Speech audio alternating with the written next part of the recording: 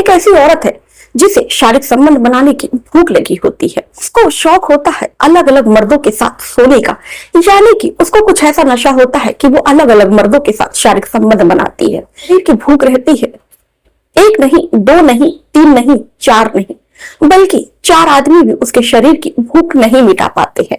वो औरत किसी भी मर्द से संतुष्ट नहीं हो पाती है।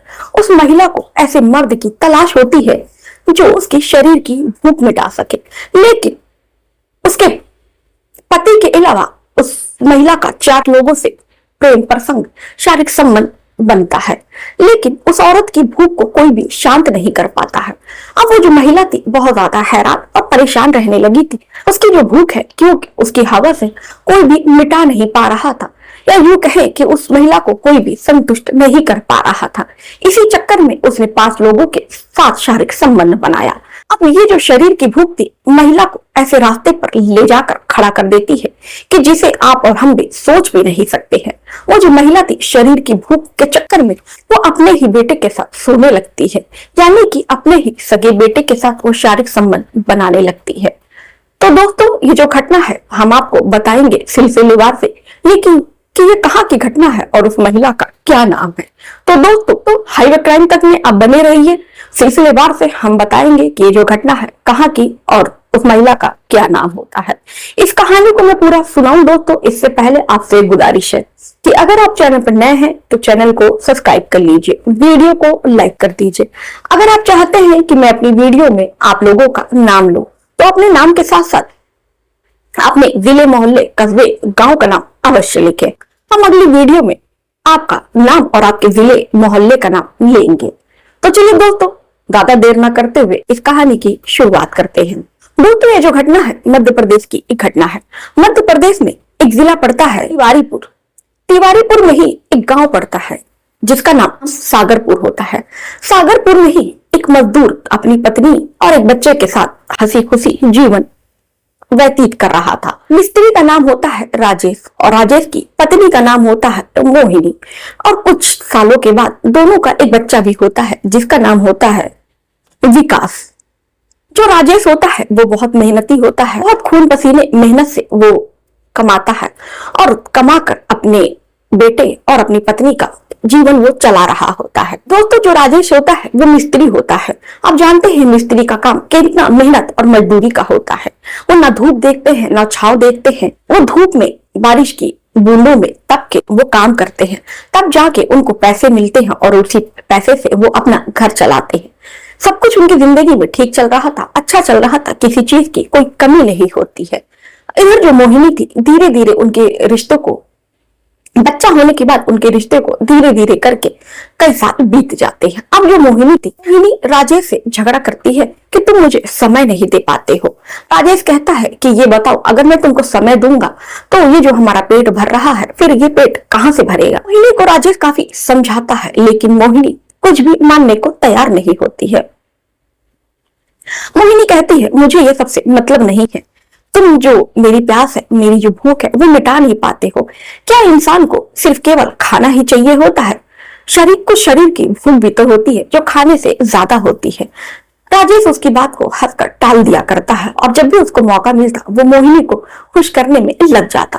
लेकिन मोहिनी ऐसी हबसी थी, ऐसी भूखी थी शरीर की कि राजेश जो है उसकी भूख मिटा नहीं पाता है। इसी तरह जो मोहिनी है वो काफी ज्यादा परेशान रहती है। एक दिन मोहिनी राजेश से अलग होने का फैसला करती है। अब ये जो बात है ये पंचायत में जाती है।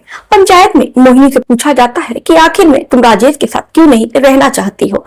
मोहिनी कहती है भरी बाजार में, भरे लोगों के बीच में, कि मेरा जो पति है वो मुझे शारीरिक सुख नहीं दे पाता है।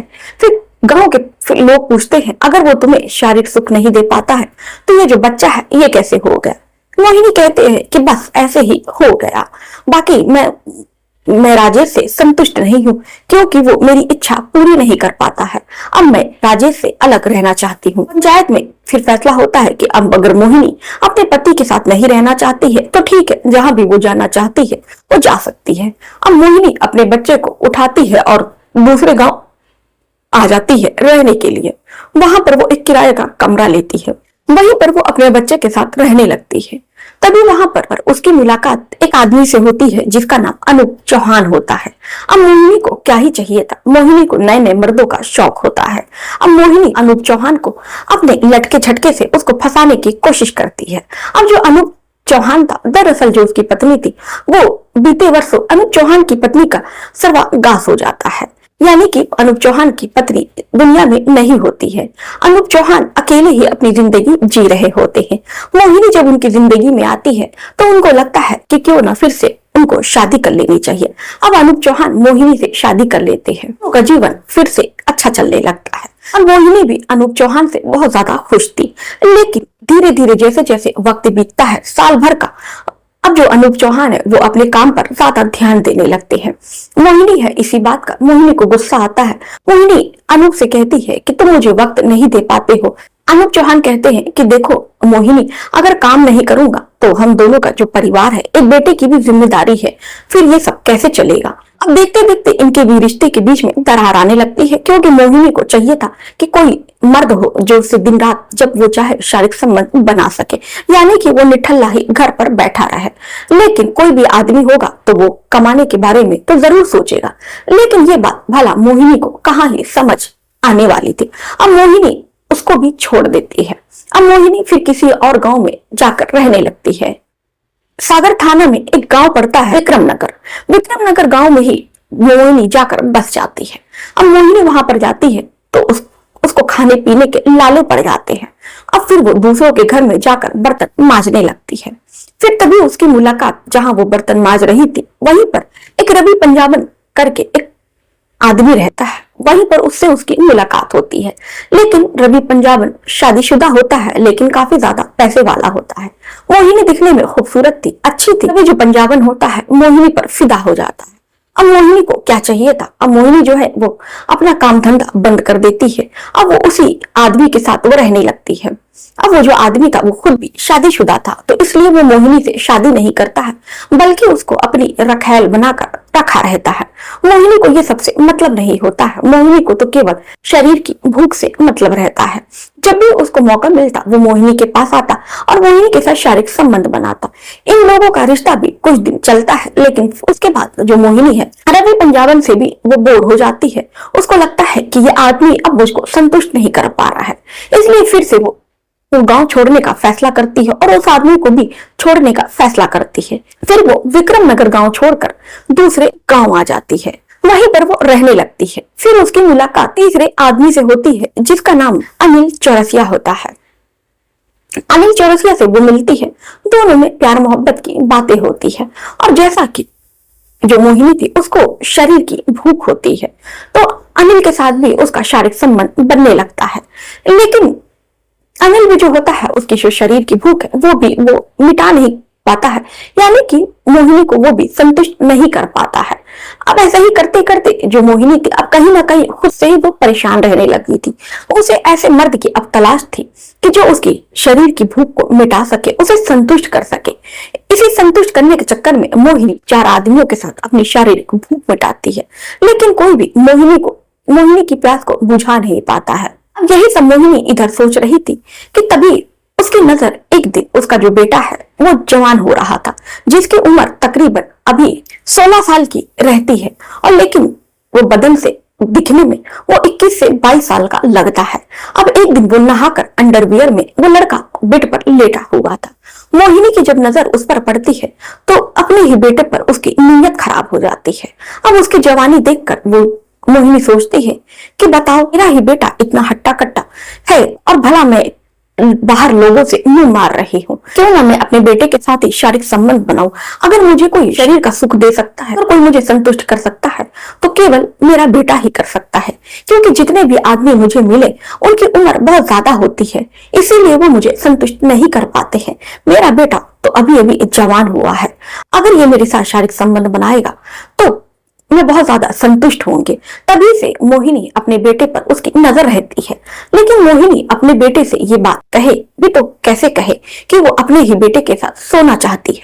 अब मोहिनी के दिमाग में तरह तरह के प्लान आते हैं। मोहिनी की अपने बेटे के ऊपर नीयत आ चुकी होती है। अब मोहिनी जब नहाने जाती है तो अपने बेटे को बुलाती है कि विकास, तुम आकर मेरी पीठ मल दो। वो अपनी माँ की पीठ रगड़ने लगता है।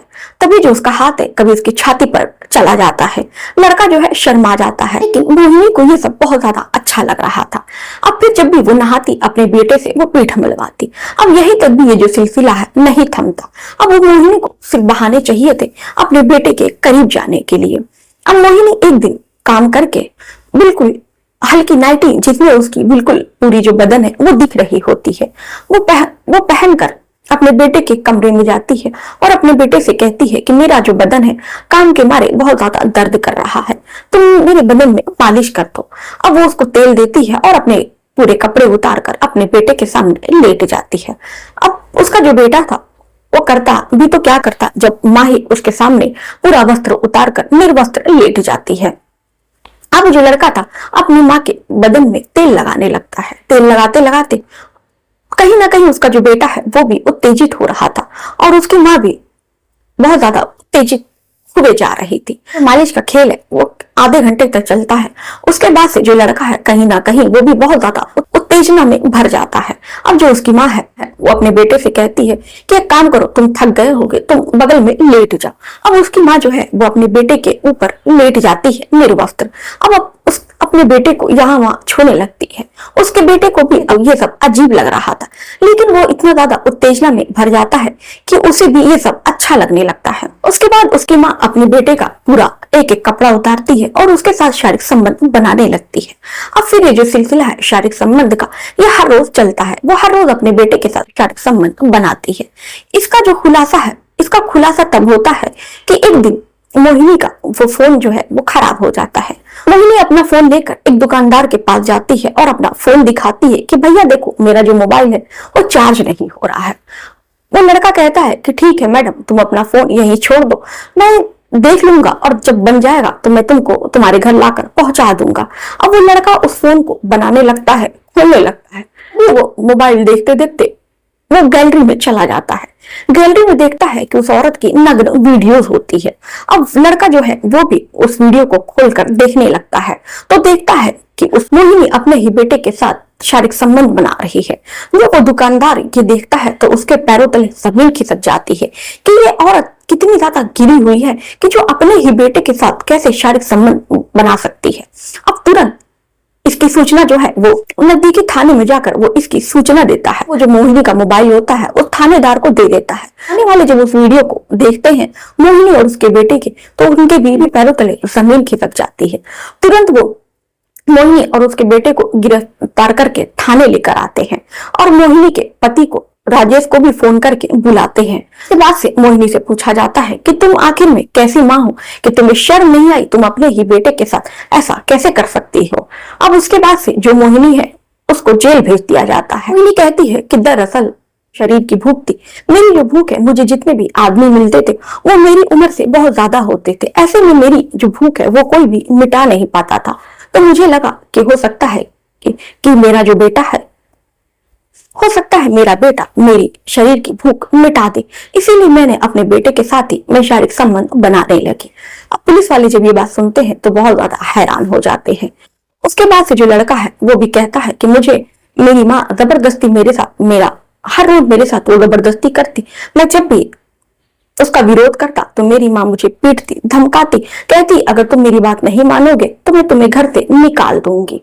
और फिर उसके बाद से वो जो लड़का था विकास, राजेश को अपने बेटे को राजेश अपने बेटे को विकास को लेकर अपने गांव चला आता है और मोहिनी को जेल हो जाती है। तो दोस्तों ये घटना आपको कैसी लगी आप हमें कमेंट बॉक्स में करके जरूर बताइएगा। कल समाज में ऐसी ऐसी महिलाएं हो गई हैं कि जिसके बारे में क्या कहें कोई शब्द ही नहीं है। ऐसी महिलाओं के लिए कोई शब्द नहीं है। अगर आप कुछ कहना चाहेंगे ऐसी महिलाओं के ऊपर तो कमेंट में करके जरूर बताइएगा, क्योंकि मैं तो निशब्द हूँ। मैं ऐसी महिला के बारे में क्या कहूँ जिस महिलाओं को देवी कहा जाता है और उसे पूजा जाता है, वो ऐसे ही महिला कुछ ऐसा काम करने लगे तो महिलाओं, इससे केवल उसी महिला का नहीं हर महिलाओं का नाम खराब होता है। तो चलिए दोस्तों मिलते हैं किसी और घटना के साथ, किसी और क्राइम के साथ, इसी समय पर एक नई कहानी के साथ। तब तक के लिए अलविदा, शब्बा खैर।